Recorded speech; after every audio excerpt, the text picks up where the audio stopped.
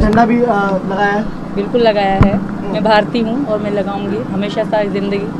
जी भाई, आप आगे सर से बात कर तो लें। आज आप भारत माता की जय और हिंदुस्तान जिंदाबाद बोलते हैं? बिल्कुल, अब भी बोलूंगी। भारत माता की जय, मोदी जी की जय, योगी जी की जय, मोदी जी की जय, योगी जी की जय, भारत माता की जय, भारत माता की जय, पाकिस्तान पाकिस्तान।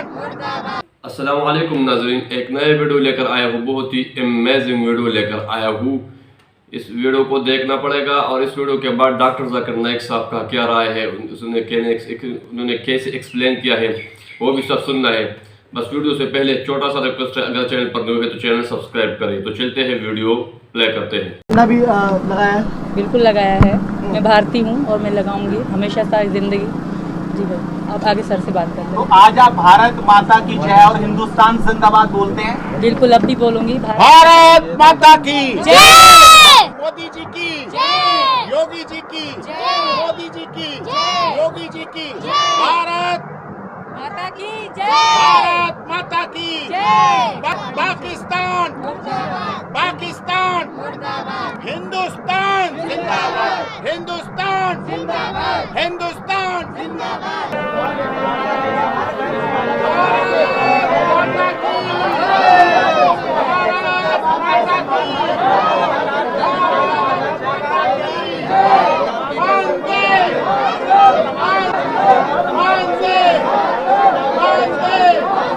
हर घर तिरंगा हर घर तिरंगा।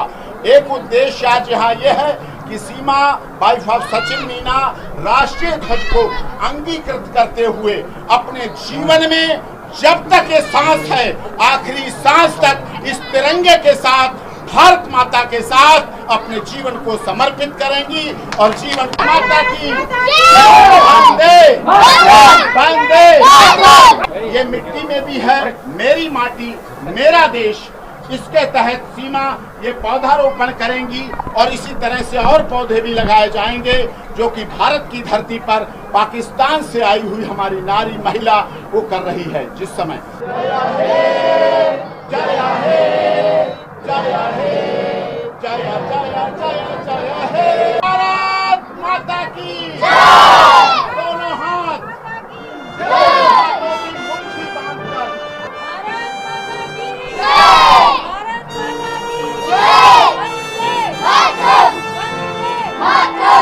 पहला सवाल कि इस्लाम में देशभक्ति के बारे में क्या कहा गया है।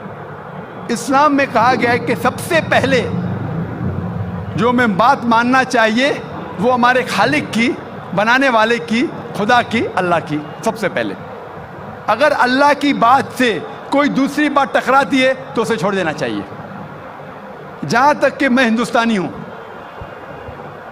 और मैं गर्व से कहता हूँ कि मैं फंडामेंटलिस्ट मुस्लिम हूँ and I am a good practice Indian. Fundamentalist, बुनियाद परस्त मुस्लिम भी हूँ और अच्छा हिंदुस्तानी भी हूँ। मैं हिंदुस्तान के कॉन्स्टिट्यूशन को जानता हूँ। हिंदुस्तान के कॉन्स्टिट्यूशन में एक भी चीज़ फ़र्ज़ नहीं है जो इस्लाम में हराम है और ऐसी कोई भी चीज़ नहीं है जो हमें मजबूर करती है जो इस्लाम में हराम है। और हिंदुस्तान के कॉन्स्टिट्यूशन में, इंडियन कॉन्स्टिट्यूशन में ऐसी कोई भी हराम चीज़ नहीं जो इस्लाम में फ़र्ज़ है और इंडियन कॉन्स्टिट्यूशन में हराम है। तो मैं दोनों को साथ में लेके चलता हूँ, लेकिन अगर टकराव होगा मेरे हिसाब से I can be a very good Muslim and a good Indian. मैं अच्छा मुसलमान भी हूँ और अच्छा हिंदुस्तानी भी हूँ। लेकिन अगर आगे चल के, अभी तो कोई टकराव नहीं है, लेकिन अगर आप ऐसे देश में हैं जो देश का कानून अपने खालिक के कानून से टकराता है तो खालिक का कानून ऊंचा है, खालिक का कानून ऊंचा है, खुदा का कानून ऊंचा है, अल्लाह का कानून ऊंचा है, फिर आता है देश। देश ने हमें, ठीक है, ये देश में हम जीते हैं, देश हमारे लिए फैसिलिटीज़ देता है, लेकिन हमें जान किसने दी? देश ने या खालिक ने? खुदा ने दी। ये हवा जो है, ये हवा के बिना 5 मिनट भी आप जिंदा नहीं रह पाएंगे। कितना? 5 मिनट भी नहीं जिंदा रह पाएंगे। किसने दी? देश ने या अल्लाह ने? खुदा ने। देश ने भी हमारे लिए अच्छे काम किए। मैं देश के खिलाफ नहीं हूँ, मैं भी देशभक्त हूँ। देशभक्त के मानी क्या? अगर आप बोलते देशभक्त मतलब देश की इबादत करना, तो मैं देशभक्त नहीं हूँ। अगर देश की तरक्की चाहता हूँ, हाँ मैं हूँ देशभक्त। तो देशभक्त के मानी क्या इंपॉर्टेंट है। अगर देशभक्त मतलब देश की इबादत करना, तो ये गलत है। इबादत सिर्फ मैं खालिक की करता हूँ, अल्लाह की करता हूँ, खुदा की करता हूँ। लेकिन देश की भलाई चाहता हूँ। अगर वो देश कोई कानून लागू कर रहा है, वो शरीयत के अंदर है, खुदा के कानून के दायरे के अंदर है, तो मैं उनके साथ हूँ। कई चीज़ें इस्लाम में मुबाह है, ऑप्शनल है, और अगर देश उसे कहता है कि करो, तो मैं करूँगा। लेकिन अगर कोई देश, चाहे वो अमेरिका हो या यूके हो, वहाँ का कानून अगर इस्लाम के ख़िलाफ़ है, तो मैं उस देश के कानून के ख़िलाफ़ जाऊँगा, क्योंकि मैं सबसे पहले मोहब्बत करता हूँ खालिक से, खुदा से, अल्लाह से, फिर अपने देश से। तो जहाँ तक के देश का कानून खालिक के कानून से नहीं टकराता है, हमें उस कानून पे अमल करना चाहिए। और मेरे नज़रिए से एक भी हिंदुस्तान का कानून मुझे मजबूर नहीं करता इस्लाम के ख़िलाफ़। इसीलिए मैं कहता हूँ, I am a very good practising Muslim, fundamentalist Muslim, at the same time a very good practising Indian. आपका आखिरी सवाल था कि मुस्लिम स्कूल में वंदे मातरम क्यों नहीं कहा जाता। हमें ये देखना चाहिए कि कोई भी गाना या कोई भी चीज़ आप कहते हैं, उसकी मानी क्या है। आप जब वंदे मातरम पढ़ते हैं, उसकी मानी है कि हम सिजदा करते हैं इस देश जो हमारी माता है, ऐसे कहा जाता है, और हम इसकी पूजा करते हैं। ये हमारे लिए शिर्क है, शिर्क है इस्लाम में, और गलत है हिंदुइज्म में भी। तो नाज़रीन, आपने सुना है डॉक्टर साहब से, यही अल्फाज इस वक्त सीमा गुलाम हैदर कह रही है। आपने शुरू में वीडियो में सुना होगा।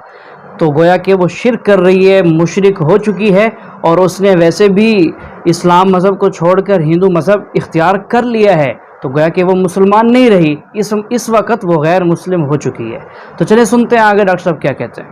हिंदुइज्म में भी आपको इबादत सिर्फ करना चाहिए एक खुदा की, धरती की नहीं।